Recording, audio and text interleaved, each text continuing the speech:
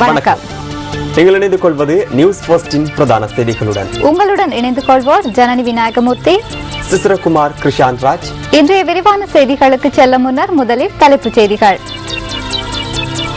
MTV MBC ஊடக வலையமைப்பின் மீது தாக்குதல் மேற்கொள்ளப்பட்டு 5 வருடங்கள். சீரற்ற வானிலையால் முல்லைத்தீவு மாவட்டத்திற்கு அதிக பாதிப்பு. மோகம்பரையில் சிறை கைதிகள் சிலர் ஆரம்பித்த உண்ணாவிரத போராட்டம் முடிவிற்கு. VIP ஸ்டிக்கர்களை இனி வாகனங்களில் ஒட்ட முடியாது, போலீசார் அறிவிப்பு.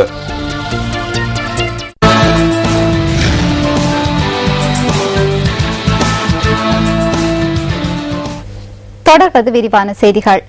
முல்லைத்தீவு மாவட்டத்திற்கு அருகாமையில் உள்ள ஆழ்கடலில் ஏற்பட்டுள்ள தாளமுக்கம் இலங்கையின் ஊடாக மன்னார் நோக்கி ஊடறுத்து செல்லவுள்ளதாக வளிமண்டலவியல் திணைக்களம் எதிர்ப்பு கூறுகின்றது. இந்த தாளமுக்கம் பிரவேசிக்கும் மார்க்கம் இதுவரை தெளிவில்லாதுள்ளதாக திணைக்களம் தெரிவிக்கின்றது. நாட்டை அண்மித்த கடற்பரப்பில் நிலை கொண்டுள்ள தாளமுக்கம் தொடர்பான தகவல்களை தருகின்றார் தாரணி தங்கராஜா. ஆம், இலங்கையிலிருந்து கிழக்காக 150 கிலோமீட்டர் தொலைவில் ஆழ்கடல் பகுதியில் ஏற்பட்டுள்ள தாளமுக்கமானது முல்லைத்தீவிற்கு அருகில் தற்போது நிலை கொண்டுள்ளதாக வளிமண்டலவியல் திணைக்களம் எதிர்வு கூறியுள்ளது. இந்த தாளமுக்கமானது வலுப்பெறுவதற்கான வாய்ப்புகள் உள்ளது. தற்போது ஏற்பட்டுள்ள தாளமுக்கமானது வலுவிழந்து செல்வதற்கும் கடும் காற்றுடன் கூடிய நிலைமை உருவாகுவதற்கும் வாய்ப்புள்ளதாக வளிமண்டலவியல் திணைக்களம் குறிப்பிடுகின்றது. தற்போதுள்ள தாளமுக்க நிலைமையானது மணிக்கு 20 தொடக்கம் 30 கிலோமீட்டர் வேகத்தில் பயணித்து வருவதாக தெரிவிக்கப்படுகின்றது. எவ்வாறாயினும் இந்தியா ஊடாக அரபிக் கடற்பகுதியை நோக்கி பயணிக்கும் பட்சத்தில் அது புயலாக மாற்றமடையக்கூடும். அவ்வாறு புயலாக மாற்றமடையுமானால் இலங்கைக்கும் பாதிப்புகள் ஏற்படுவதற்கான வாய்ப்புகள் உள்ளதாக திணைக்களம் சுட்டிக்காட்டுகின்றது.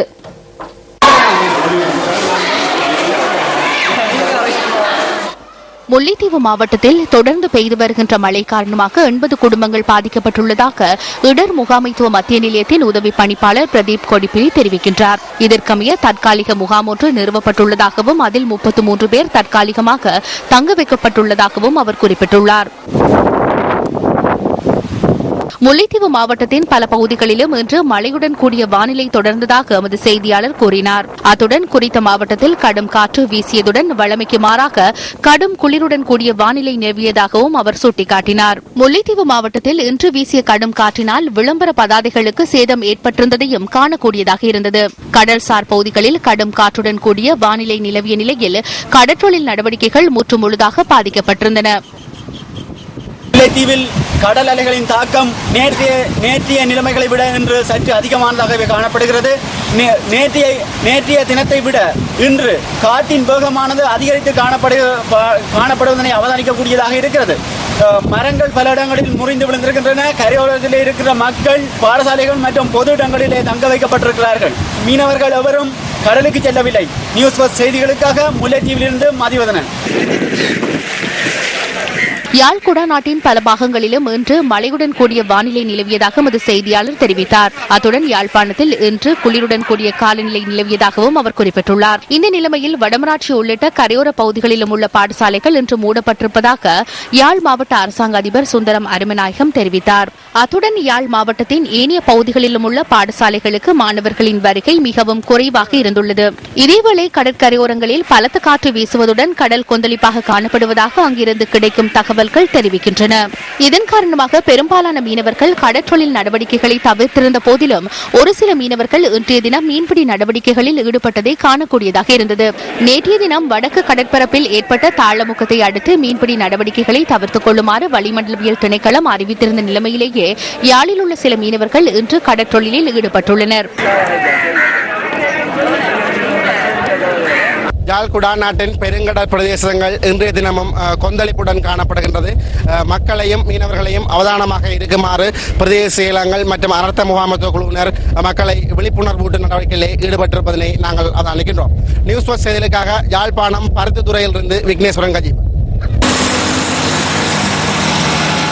கிளிநொச்சி மாவட்டத்தில் தொடர்ந்து 3வது நாளாகவும் இன்று மழையுடன் கூடிய வானிலையை அவதானிக்க முடிந்தது. நேற்று அதிகாலை நிலை கொண்ட தாளமுக்கத்தை அடுத்து கிளிநொச்சி மாவட்டத்தில் தொடர்ந்து மழையுடன் கூடிய வானிலை தொடர்வதாக எமது செய்தியாளர் தெரிவித்தார். கிளிநொச்சி மாவட்டத்தில் உள்ள மீனவர்கள் இன்றும் கடற்றொழிலுக்கு செல்வதை தவிர்த்திருந்தனர். இவ்வாறு ஏற்பட்டுள்ள வானிலை மாற்றத்தை அடுத்து குறித்த பகுதி வாழ் மக்களின் இயல்பு வாழ்க்கை முற்றாக பாதிக்கப்பட்டுள்ளதுடன் பாடசாலைகளில் மாணவர்களின் வருகையும் குறைவடைந்திருந்ததாக எமது செய்தியாளர் குறிப்பிட்டார். இதேவேளை கடல் நீர் நிலப்பரப்புக்குள் புகுந்துள்ள நிலையில் தாழ்நில பகுதிகளில் வெள்ள நீர் தேங்கியுள்ளதையும் அவதானிக்க முடிகின்றது.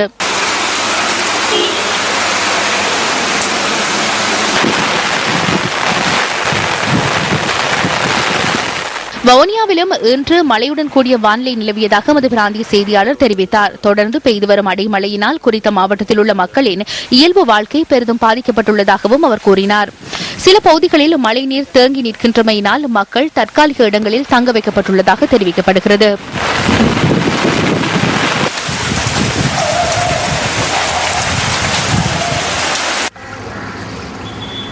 திருகோணமலையில் கடந்த சில நாட்களாக தொடர்ந்தும் சீரற்ற வானிலை நிலவி வருகிறது. இதன் காரணமாக மக்களின் இயல்பு வாழ்க்கை பாதிக்கப்பட்டுள்ளது.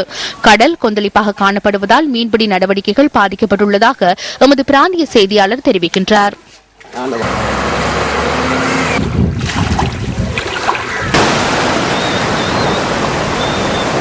கடந்த சில நாட்களாக மட்டக்களப்பு மாவட்டத்தில் நிலவிய சீரற்ற வானிலை வழமைக்கு திரும்பியதை அடுத்து மீனவர்கள் மீன்பிடி நடவடிக்கையில் ஈடுபட்டிருந்ததை காணக்கூடியதாக இருந்தது. அவர்கள் படகுகள் மற்றும் இயந்திர படகுகளை பயன்படுத்தி மீன்பிடி நடவடிக்கைகளில் ஈடுபட்டிருந்தனர். ஆனாலும் குறைந்த அளவிலான மீன்களே பிடிபட்டதாக எமது பிராந்திய செய்தியாளர் தெரிவித்துள்ளார்.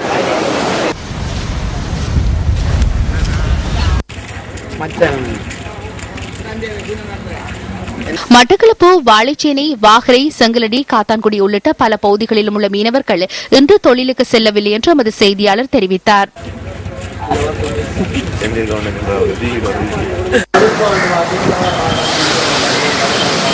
அம்பாறை மாவட்டத்தில் கடல் சீற்றம் சற்று தணிந்துள்ளதாக எமது பிராந்திய செய்தியாளர் தெரிவித்துள்ளார். இந்த நிலைமையில் கடற்றொழிலாளர்கள் இன்று தமது தொழில் நடவடிக்கைகளை முன்னெடுத்துள்ளதாகவும் அவர் தெரிவித்துள்ளார். அம்பாறை மாவட்டத்தின் பல பகுதிகளிலும் இன்று காலை முதல் வெயிலுடன் கூடிய வானிலை நிலவியதுடன் மாலை வேளைகளில் மழை பெய்ததாக எமது செய்தியாளர் குறிப்பிட்டுள்ளார். புத்தளத்தில் இன்று சற்று மப்பும் மந்தாரவுமான வானிலை நிலவியதாக எமது பிராந்திய செய்தியாளர் குறிப்பிட்டார்.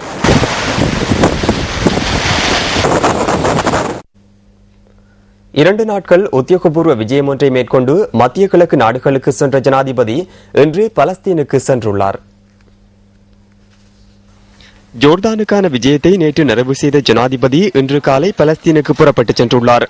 அங்கு பலஸ்தீனின் பிரதமர் ராம் ஹம்தலா உள்ளிட்ட ராஜதந்திரிகள் குழு ஜனாதிபதி மஹிந்த ராஜபக்ச உள்ளிட்ட குழுவினரை வரவேற்றனர். பலஸ்தீனின் முன்னாள் ஜனாதிபதி யஷீர் அல் அரபாத் நல்லடக்கம் செய்யப்பட்ட இடத்திற்கு ஜனாதிபதி சென்றுள்ளார். ஜனாதிபதி மஹிந்த ராஜபக்ச இன்று பலஸ்தீன ஜனாதிபதி மஹ்மூத் அப்பாஸை சந்திக்க உள்ளார்.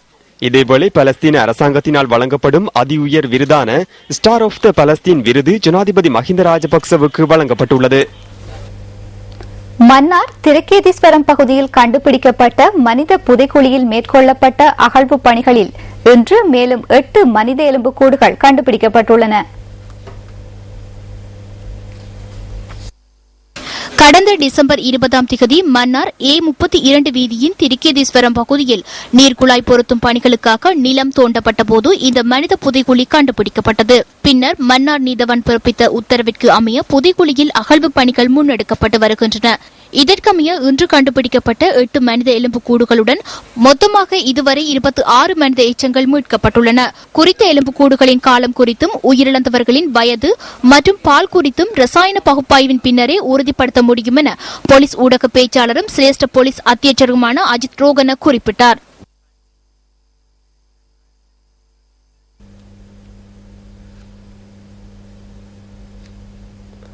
அமெரிக்க ராஜாங்க திணைக்களத்தின் சர்வதேச குற்றவியல் நீதிக்கான பணியகத்தில் போர்க்குற்ற விவகாரங்களை கையாளும் விசேட தூதுவர் ஸ்டீஃபன் ஜேரெப் இன்று இலங்கையை வந்தடைந்துள்ளார். இந்த விஜயமானது அவரின் இலங்கைக்கான 2வது விஜயமாகும்.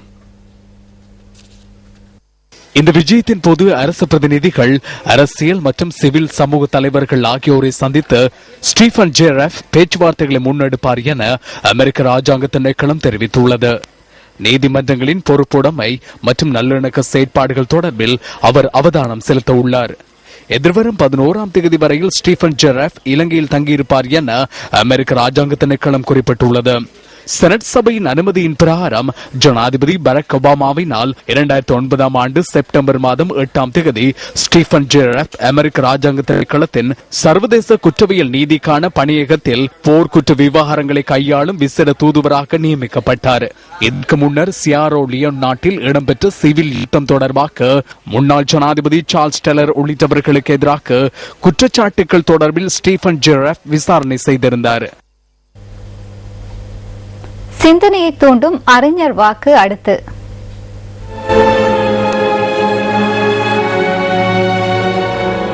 இரக்கத்தான் பிறந்தோம், அதுவரை இரக்கத்தோடு இருப்போம். அன்னை தெரேசா.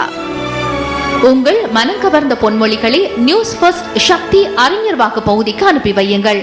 மின்னஞ்சல் முகவரி newsfirst@maharaja.lk.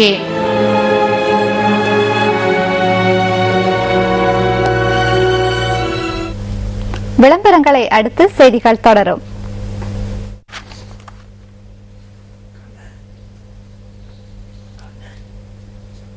செய்திகள் தொடர்கின்றன. திருகோணமலை மூதூர் அல்மினா மகாவித்தியாலயத்தின் மாணவர்கள் இன்று காலை சுமார் 1 மணித்தியால வகுப்பு பணி பகிஷ்கரிப்பை மேற்கொண்டனர். பாடசாலையில் நிலவும் ஆளணி பற்றாக்குறை மற்றும் பௌதீக வள பற்றாக்குறையை நிவர்த்தி செய்து தருமாறு கோரியே இந்த வகுப்பு பகிஷ்கரிப்பு மேற்கொள்ளப்பட்டது. இன்று காலை 7:30 மணி தொடக்கம் 8:30 மணி வரை வகுப்பு பகிஷ்கரிப்பு முன்னெடுக்கப்பட்டது.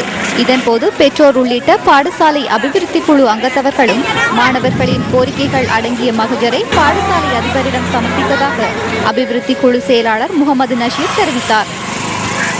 எங்களது பாடசாலையில் இடமாற்றம் செய்யப்பட்ட ஆசிரியர்களுக்கான மறு ஆசிரியர்கள் நியமிக்கப்படாமை, எமது பாடசாலையில் கட்டட குறைபாடு காணப்படுகின்றமை, வகுப்பறைகள் மரநிலையிலேயே இன்று நடைபெற்று வருகின்றது.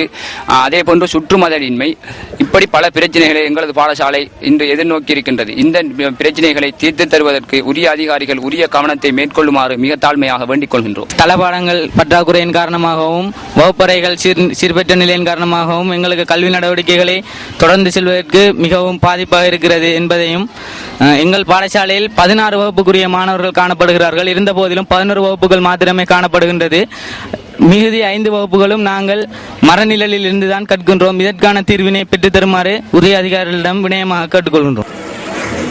இதேவேளை மூதூர் வலய கல்வி பணிப்பாளர் விஜயானந்தமூர்த்தி குறித்த பாடசாலைக்கு சென்று மாணவர்களுடனும் பாடசாலை நிர்வாகத்துடனும் கலந்துரையாடியதாக எமது செய்தியாளர் குறிப்பிட்டார். எங்களுக்கு 62 ஆசிரியர்கள் பற்றாக்குறையா இருக்குது. அனுமதிக்கப்பட்ட ஆளணிக்கு அமைய அண்மையில இடமாற்றத்தில் 8 வருஷம் பூர்த்தி செய்த ஒரு ஆளை நாங்க எடுத்து அவருக்கு பதிலாக நாங்க ஆளை போட்டோம். இன்னொரு ஆசிரியரை தர சொல்லி கேட்டீங்கள், அதை நாங்கள் ஏற்றுக்கொண்டோம்.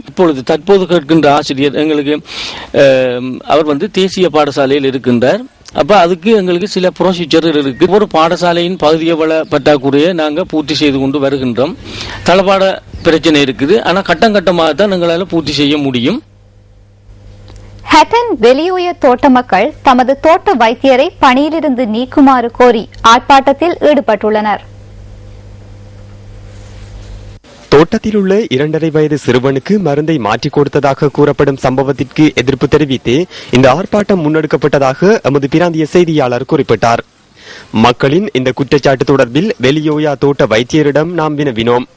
தனிப்பட்ட குரோதத்தின் காரணமாக சிலர் தன்னை பணியிலிருந்து நீக்கும் பொருட்டு இத்தகைய செயற்பாடுகளில் ஈடுபடுவதாக அவர் குறிப்பிட்டார்.